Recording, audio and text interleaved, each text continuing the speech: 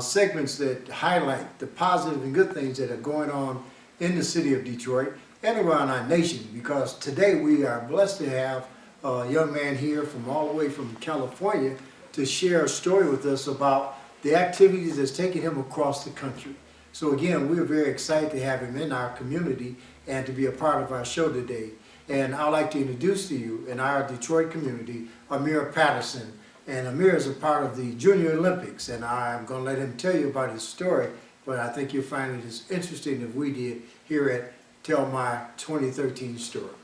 Amir, welcome to Detroit. Thank you for having me very much. And I think I'd like to open up the segment and you sharing the story that you just shared with me about how did you get involved in this track and field activity which has led you to this shot put championship that you were pursuing.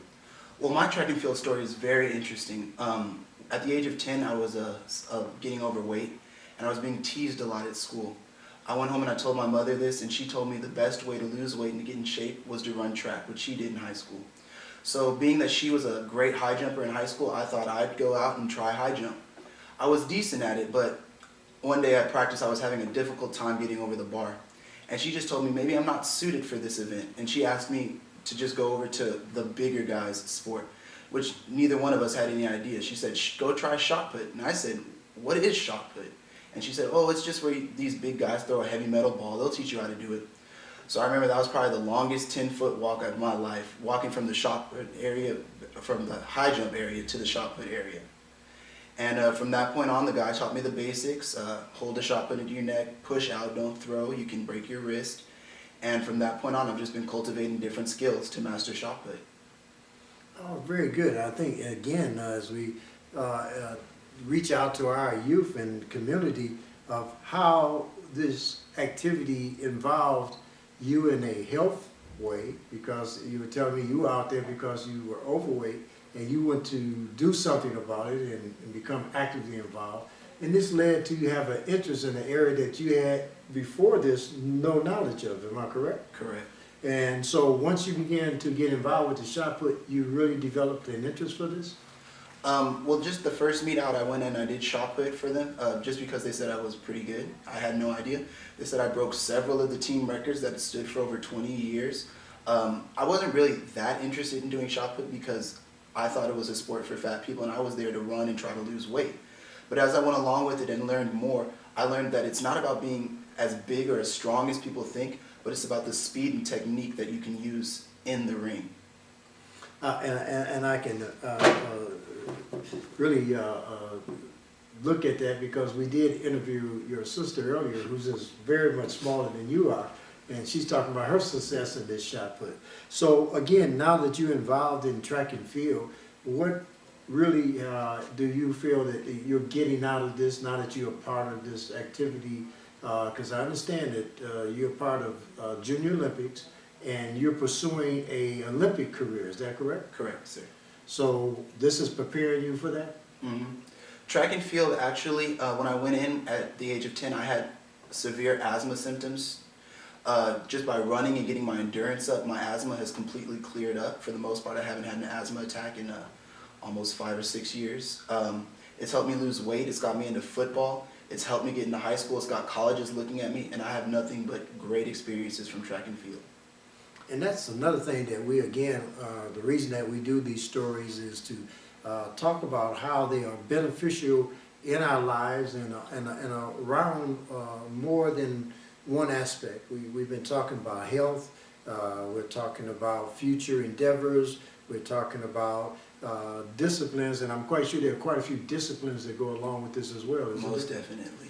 Training schedules, and how rigid is your training schedule? During track season, it's unbelievable. During the off season, you might call it normal. I have football every day, but 6 a.m. lifting on Monday through Saturday, most likely for football. Sunday, I'll have track practices. When track season starts, Monday through Sunday is track practices, with the exception of Saturday being track meets. So it is a committed activity that you have committed yourself to in your time and effort. Most definitely. Now, how old are you? I am 16, 17, January 30th. January 30th. That's very soon. All right. Congratulations. Happy birthday. Thank you. Now, you attend what school? I attend Crespi Carmelite in Encino, California. All right. And what is your grade point average? This year, for the first time in my life, I got a 4.1. My cumulative is about a 3.7. All right. And again, using some of the disciplines that you are learning in shot put and applying them to your disciplines within your academics? Yes. What are your career choices? Well, after I take the Olympics in 2016, Rio, hopefully, I plan to continue that. I've always been interested in medicine, being a doctor, but I really enjoy history and law. Very good.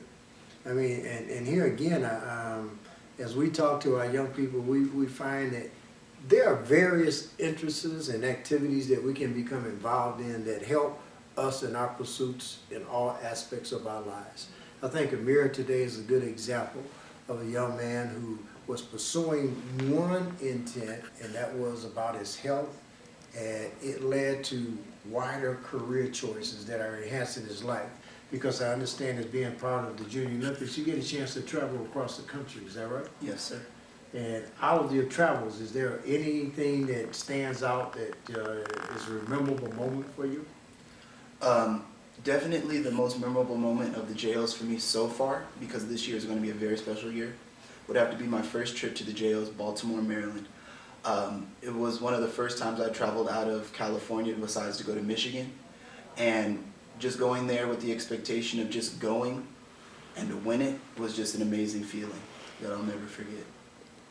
And I'm also going to ask you to make a statement or comment to our young audience out there as what is it that you can inspire them out of your experiences in regards to encouraging them.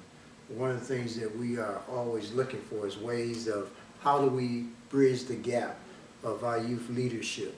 And from talking to you and meeting you today, I recognize in you as being one of the potential leaders of your generation.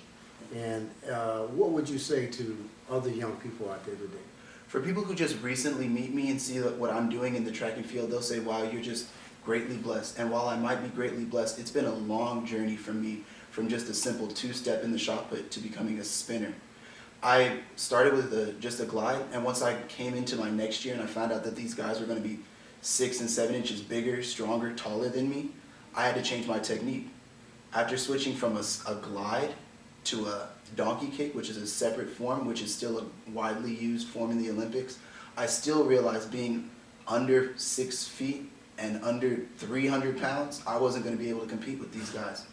I asked one of my fellow competitors who attended Notre Dame High School if he could teach me his spin since he'd been working with a really good college coach, and he agreed. It took me a few months to learn it, but I did master it.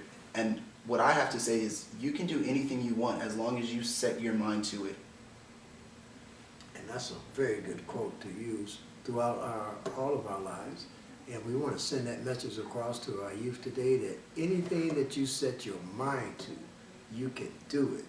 You have proof here in Amir and the challenges that he has faced in both what he talked about earlier with health challenges, in this Olympics, and in his career choices, because I really see a bright future for you, Amir. And I'm very proud to have been out. I have an opportunity to meet you and have you a part of this show. And we want to continue to just pursue your career. We're going to keep an eye on you. I had told your sister earlier, I look forward to seeing you guys on that podium accepting those gold medals on behalf of the United States. And we want to be able to say, I remember the day he was a part of tellmy2013story here in the city of Detroit. We welcome you here. We look forward to having you to come back and again share your story about the things that you're doing in the pursuits of your careers and the pursuit of your activities in the Junior Olympics and in the future Olympics in track and field, and most definitely in the shot put events. Once again, thank you, Amir, for spending that time with us. Thank you for having me.